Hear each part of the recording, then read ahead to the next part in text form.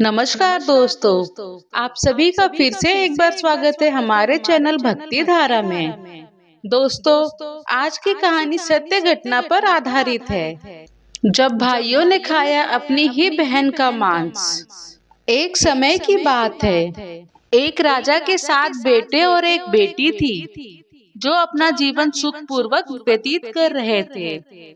7 भाई बहनों में एकमात्र छोटी बहन बहुत शांत, आज्ञाकारी और संस्कारी थी। उनमें से सबसे बड़े भाई का विवाह हो चुका था। 7 भाइयों में सबसे छोटा भाई एक आंख से अंधा था।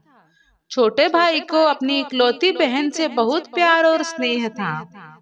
एक दिन बड़ा राजकुमार अपनी पत्नी और अपने छोटे भाइयों के साथ अपने खेतों में काम करने गया। उन दिनों खेती आपसी सहयोग से ही होती थी। खेतों में काम करने जाने से पहले सभी अपनी छोटी बहन को खाना बनाने का आदेश देकर घर से निकलते हैं। 7 राजकुमारों की बहन घर पर अकेली खुशी खुशी सबके लिए भोजन बनाने के लिए जंगल से साग तोड़कर लाती है और बड़े प्रेम से साग को काटने के लिए बैठती है। इसी दौरान उसकी उंगली भी कट जाती है और खून की तेज धार निकलने लगती है। तब राजकुमारी सोचने लगती है कि अब क्या करूं? यदि घर की दीवार पर खून को पोंछूं तो मेरे भाई देख लेंगे और चिंता करेंगे। यदि मैं अपने कपड़े में पोंछूंगी तो भाभी कपड़े पर खून लगा दे, माहवारी समझकर खाना नहीं खाएंगी। इस भय से राजकुमारी सारा खून साग में पोंछ लेती है और फिर इसी खून से सने साग की सब्जी बना देती है। जब उसके सारे भाई और भाभी अपने खेतों से वापस लौटते हैं, तो छोटी बहन हमेशा की तरह सभी के लिए साफ थाली में खाना और मिट्टी के लोटे में पीने के लिए पानी देती है और सभी एक साथ खाना खाते हैं और पके हुए साग को लेकर खाने की जमकर तारीफ भी करते हैं। और वे सब अपनी बहन से पूछते हैं कि बहन, तुम्हारे द्वारा बनाया हुआ यह साग बहुत बार खाए हैं, परंतु आज की बनी सब्जी का स्वाद बहुत ही अद्भुत लगा। बताओ ना, कैसे और क्या क्या मिलाकर इतनी स्वादिष्ट सब्जी बनाई हो? पहले तो राजकुमारी डर गई और डर से सहम गई। कहीं भाइयों को पता न चल जाए कि मेरे हाथ की उंगली कट गई है। फिर वह थोड़ा सोचकर बोलती है कि कुछ नहीं भैया, जैसे हमेशा की तरह सब्जी पकाती हूँ वैसे ही तो बनाई हूँ। राजकुमारी अगले दिन 7 भाइयों के अनुरोध पर फिर से एक बार वही साग की सब्जी बनाती है, परंतु भाइयों को पिछले दिन के जैसा स्वाद नहीं मिलता। फिर ऐसा ही अनुरोध 3-4 बार हुआ, लेकिन खून लगे साग का स्वाद उनके मन मस्तिष्क से उतर नहीं रहा था। असलियत जानने की जिज्ञासावश 7 भाई और भाभी ने उससे उस दिन के खाना बनाने का तरीका जानने की जिद की। तो मजबूरन राजकुमारी को सारी घटना बतानी पड़ी। सच्चाई मालूम होने पर 5वां भाई, जो बहुत ही लालची किस्म का था, उसने बाकी भाइयों से कहा कि बहन का खून इतना स्वादिष्ट लगा तो इसका मांस कितना स्वादिष्ट होगा। यह बोलकर सभी भाइयों के बीच चर्चा होने लगी। सबसे छोटे भाई को छोड़कर बाकी भाइयों ने राजकुमारी को मारकर उसका मांस खाने को राजी हो गए थे। मांस खाने की सोचकर उन सभी के मुंह से लार टपकने लगता है। भाइयों के मन में स्वादिष्ट खाना खाने के लिए वे कितना लालची बन गए, इसका आभास राजकुमारी को हो गया कि किस प्रकार उसके भाई उसके मांस खाने की लालसा रखते हैं।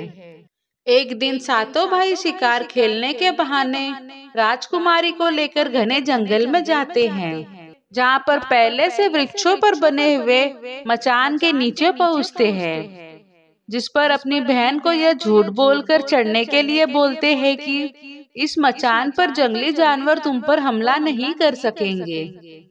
इस प्रकार 7 भाई अपनी बहन को मचान पर बिठाकर अपना अपना धनुष लेकर शिकार का ढोंग करके चले जाते हैं।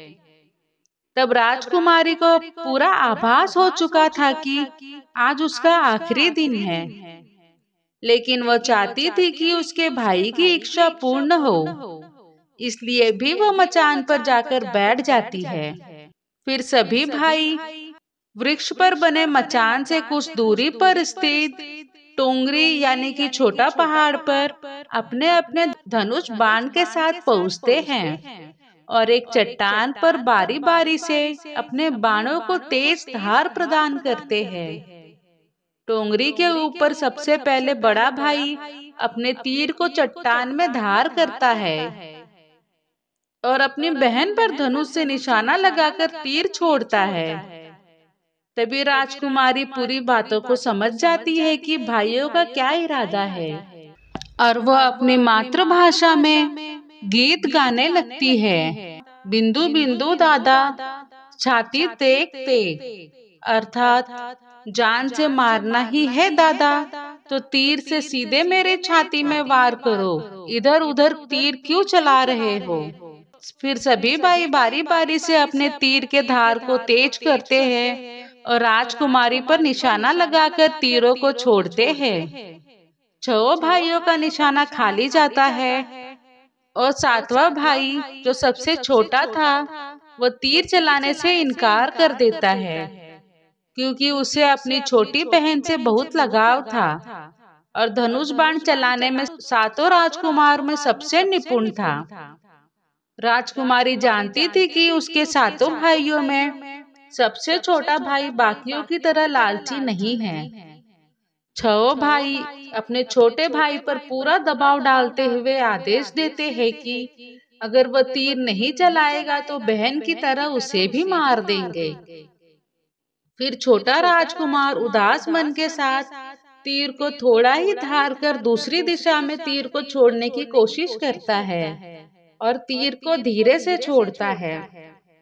राजकुमारी हर बार की तरह इस बार भी वही गीत गाती है, बिंदु बिंदु दाता छाती तेक तेक। इतने में छोटे भाई का तीर सीधे राजकुमारी के सीने को भेद देता है और राजकुमारी की आत्मा शरीर से अलग हो जाती है और उसकी आत्मा उसी स्थान पर भटकने लगती है।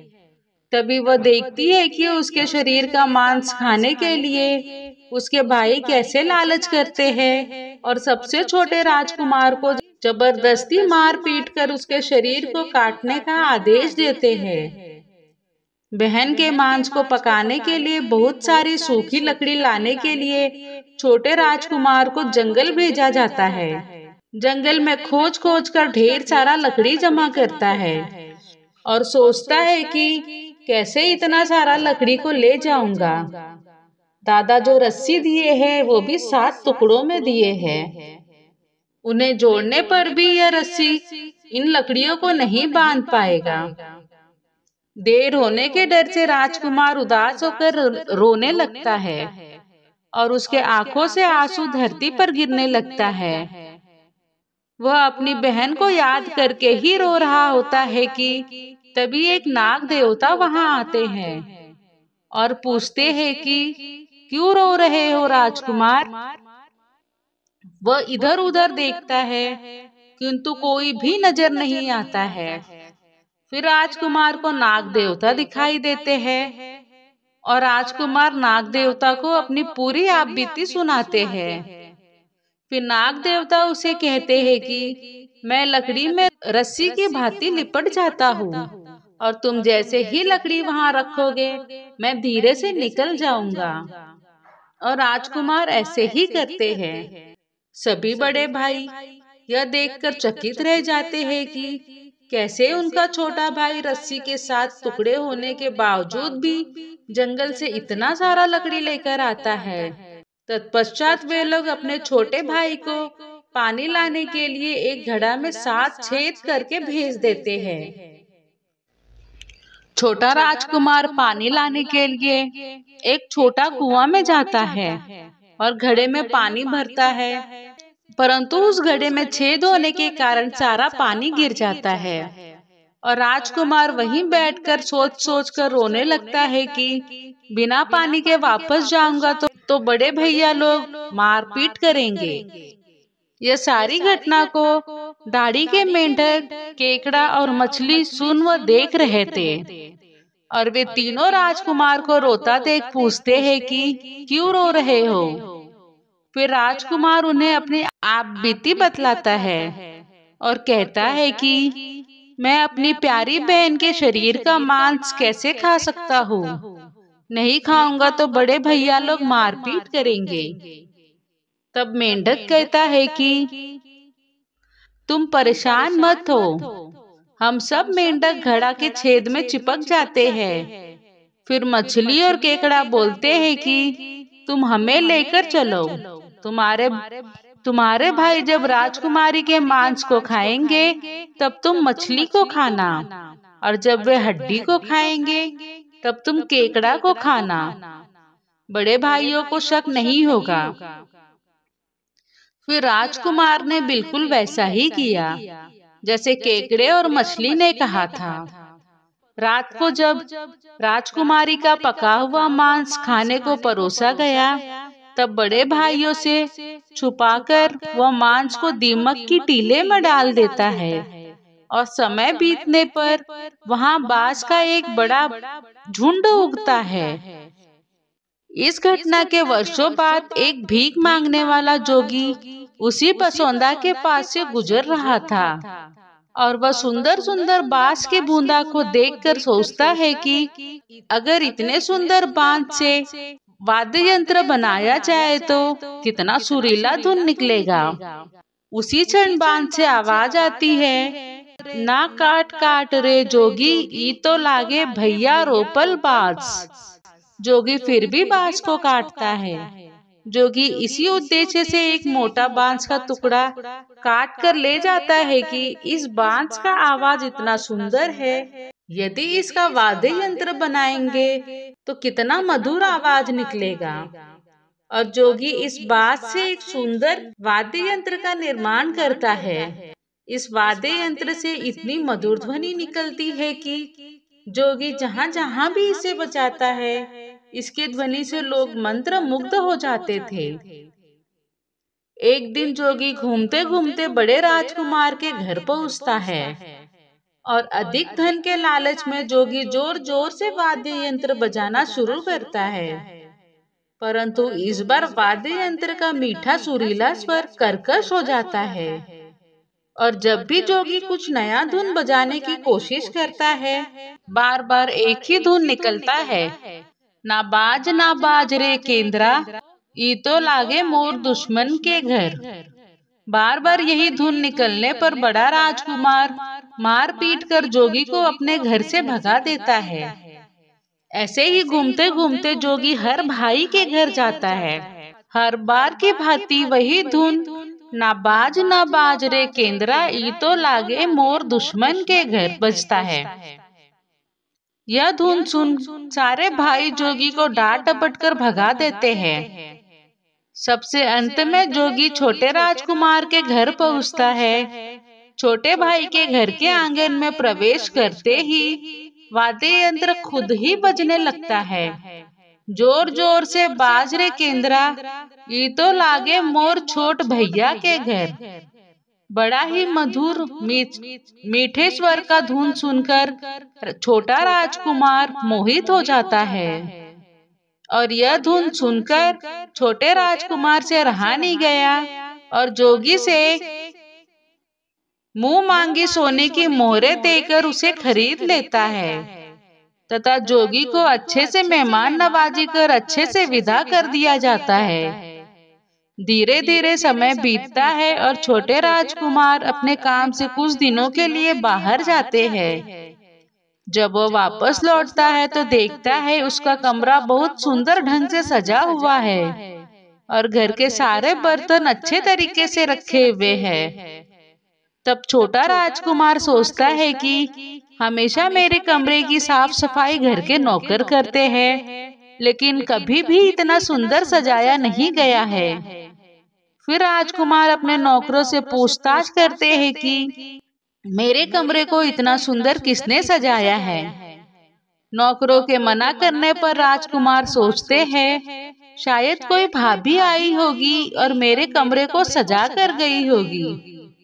जब भी राजकुमार घर के बाहर काम के लिए जाते, यही घटना हर बार उन्हें देखने को मिलती और यह लगातार होने के कारण राजकुमार के मन में जानने की जिज्ञासा उमड़ने लगी कि आखिर मेरे घर को इतने सुंदर ढंग से कौन सजावट करता है।